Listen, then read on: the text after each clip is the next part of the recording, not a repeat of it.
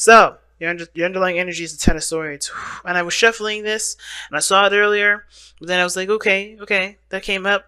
Is your underlying energy completing, ending a situation? But the Ten of Swords isn't always just like the ending of a cycle, a devastating ending. It can also indicate that this is recovery too. This is yes, it may have been a brutal ending that you guys have gone through, but the healing portion is the part that's the most, that's the biggest number for the Ten of Swords, right? It's the biggest point, is recovering from something so devastating. And a lot of the times, right, we can go, we can, heal, and we can, be on our own for a little bit, and we may, it may take a long time for us to truly heal from a lot of those wounds. And when we look at the situation that comes in, we be like, oh no, we're not ready for this. I don't want this. I don't think I could do this. But you have everything that you need to actually jump into this new beginning. So the Ten of Swords is coming up as relevant says the worst has happened, but it's still plaguing and dictating how you move forward in your life because it hasn't been recovered yet. You haven't truly 100% recovered. And you're never going to 100% recover before something new comes into your life, because that's just not how the universe works. It's like, perfect timing. You're halfway through. Let me just throw a monkey wrench in here because you're ready. So that being said, I do see you guys with the Six of Swords. You guys did try to move on. You guys did try to adjust, and now it's time to it's trying to get to the Ten of Swords where the worst is truly over. Not just actions wise, but also emotional, right? Mental. Nothing plaguing your mind and keeping you from making decisions that would ultimately make you happy. But because you've gone through something so devastating, it's hard to not think of how the worst could come, right? So, looking at this relationship, there is some things that are very similar between you and this other person. But the thing that is like very profound to me is that, you guys are trying your best to achieve something new, in despite of everything that you've gone through. Both of you. And it's hard, especially, like I said, with the Ten of Swords. Everybody's gone through some serious stuff this week. Really. Leos, especially Libras, Virgos, 7-1's coming up, but I tell them, you guys have gone through some serious ass shit with that 7 of Wands. And even though you know how to get to where you want to be, you're using that information to defend yourself. And I feel like everybody's kind of getting that sort of same message. Everybody's getting the same sort of message, including you this time around too, Scorpios. But, everybody is trying to go ahead and be out there and try to, get what they want. But it's hard when this has impacted your life. So it's like, what do we need to do? How can we overcome this? What do I have to do to be able to, have a prosperous relationship with the person I have right now, currently in this relationship, or someone brand new? So we're going to go ahead and start, right? We're going to start with this person here. Feel free to pick the side that resonates with y'all the most. But the person with the Queen of Wands in their mind spaces has a tremendous amount of confidence. They're ready to put themselves out there. They're cool with their authenticity, right? They're aware of who they are through and through, dark and light. They're accepting that part of themselves here. I think that's the hardest part for them, is accepting the darkness as well as letting them shine bright. Because Scorpios, you guys are very private. So you guys are not trying to be like the people, the life of the party. You guys are not really those kind of people. You're not a Leo, you're a Scorpio. You don't resonate in the shadows, but you don't want to like everybody up in your business. But somehow people still be drawn to you anyway, right? You like privacy. You like to, you have your own space, and that's good. But people still gravitate to you because, you're mysterious, and people, people love that. But at the same time, like, you becoming more aware of those, of those aspects about you, or you are aware of those things, period. You've always been. And it's about letting that part of you shine now, instead of, trying to, instead of like no longer kind of not shunning it or hiding it, just like, not really caring about it. You're more confident. You're stepping more into your energy, and you're rocking and vibing in a very powerful way. And I see this relationship for you guys, how you guys coming into it, is you being yourself. The most that you've ever been.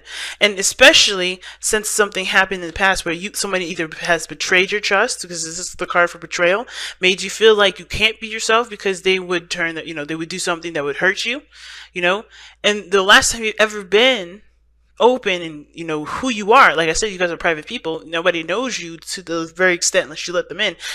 The last time this happened, you had pains. You had someone backstab. You have been hurt before.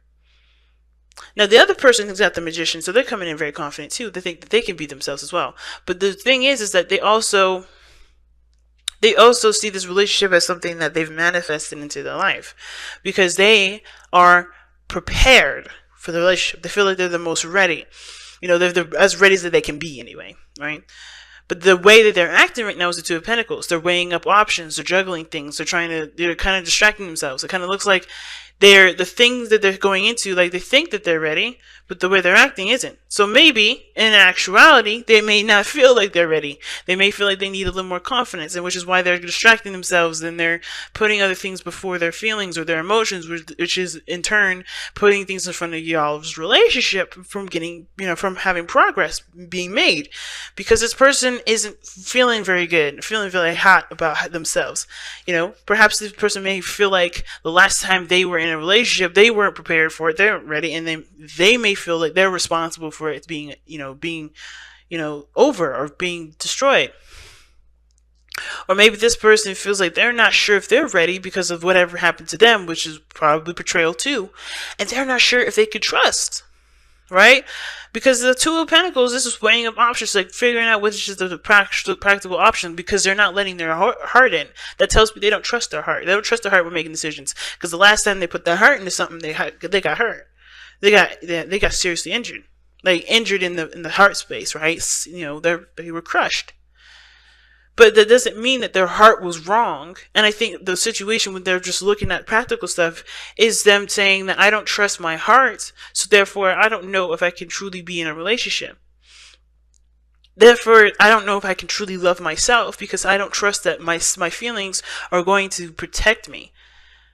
But that's the thing, right? I think the thing is with boundaries is that we get it messed up. We think that our heart, our intuition is meant to protect us. It's meant to lead us towards, not improvement, but towards, learning things new, experiencing things. Our experiences, the knowledge, the thoughts, the practical thinking. Those are the boundaries.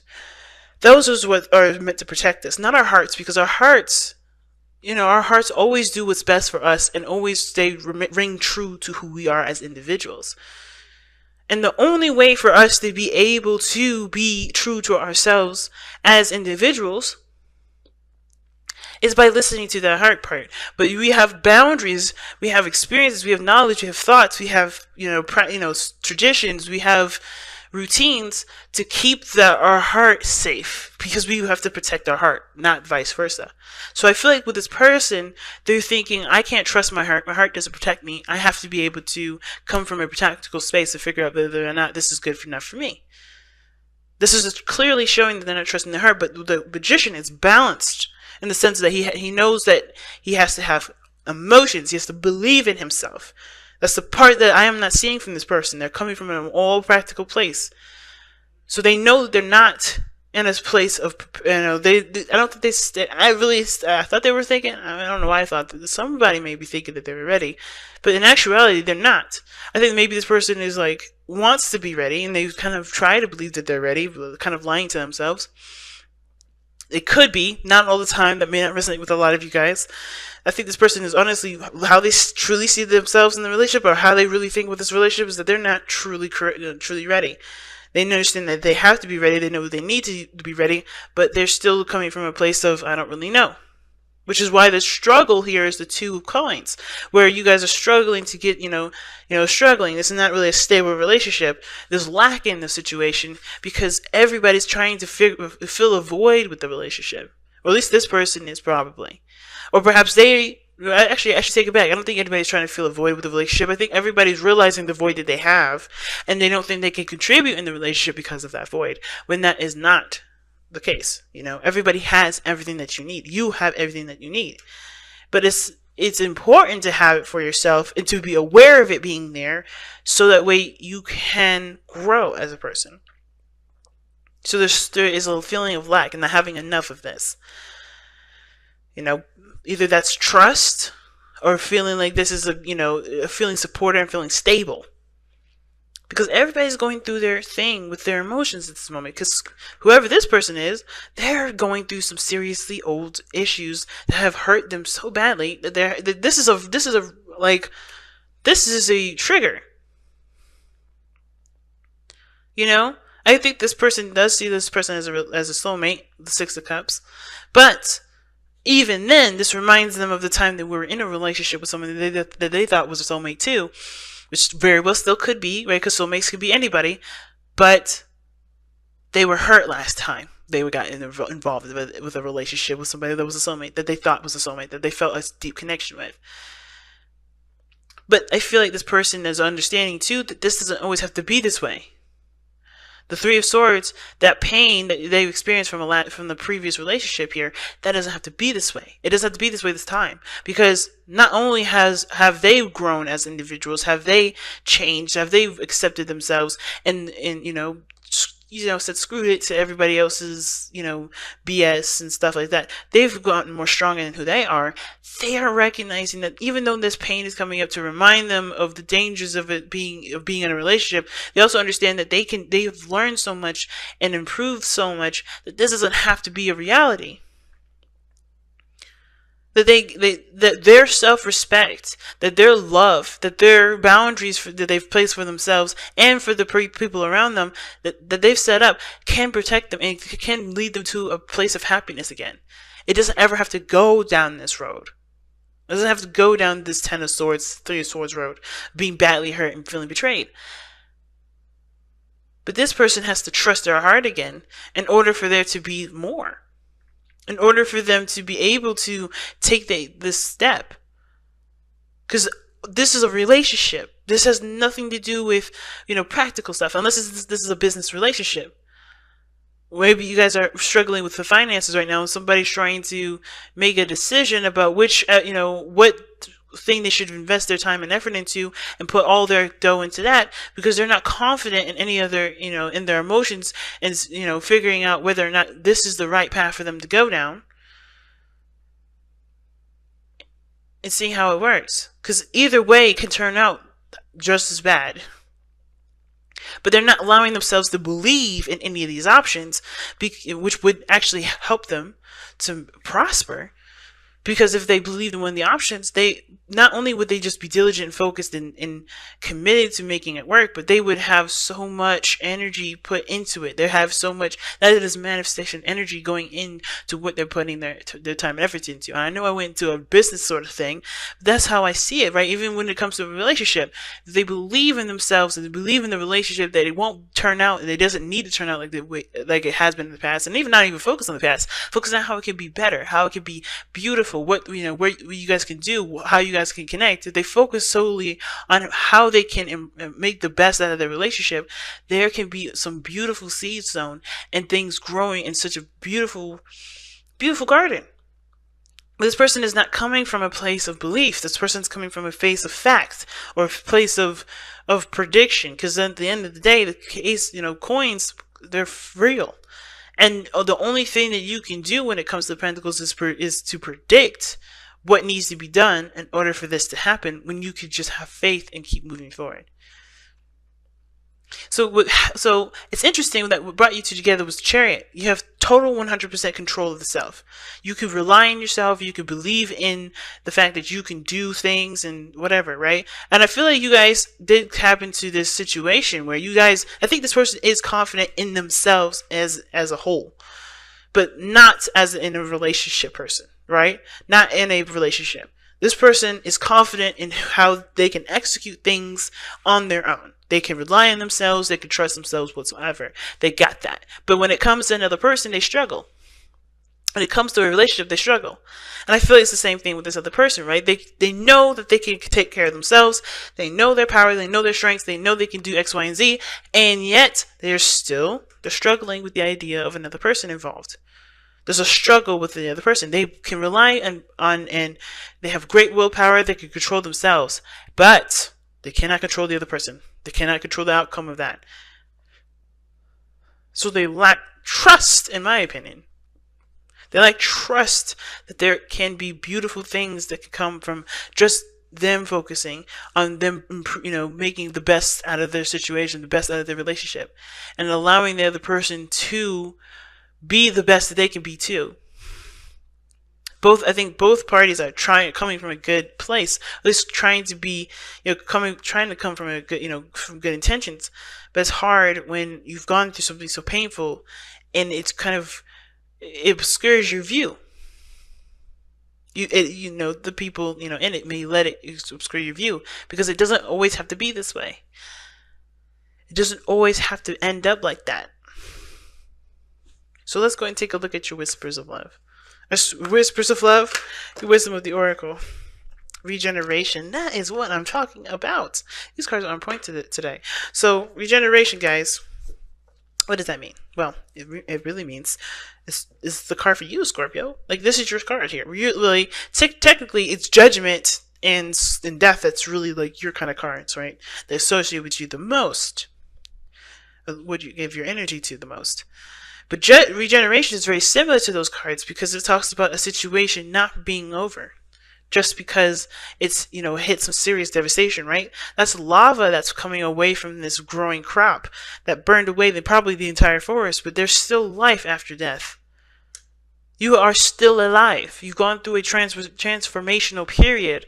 You've gone through serious changes due to the things that have been put to death, that has ended devastatingly, probably, just like how this lava is just trickling away. But you are beautiful. You're still growing. You're still sprouting. You're showing life, and you can give life to anything.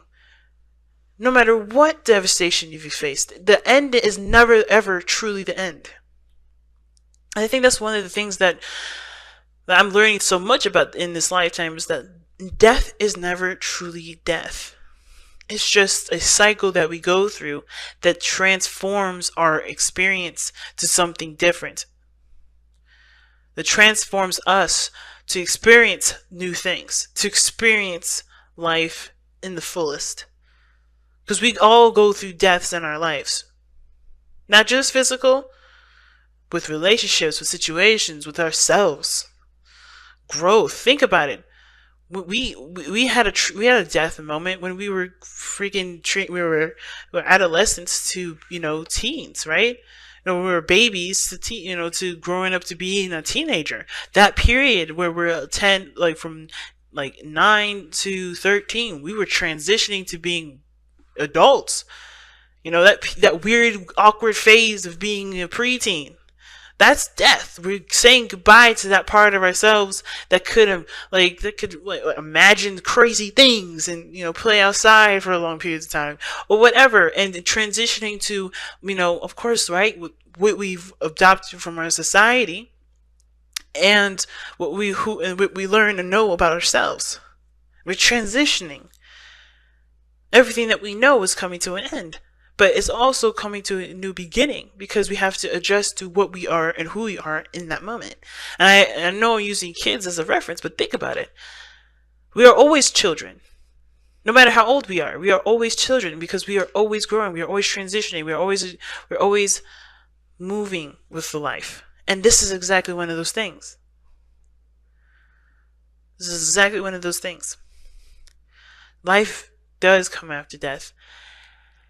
And it may not, and I don't think in this physical sense, in the sense of like me trying to say like, hey, there's an afterlife after this, or we reincarnate, but more of like, we go through deaths in situations in life all the time.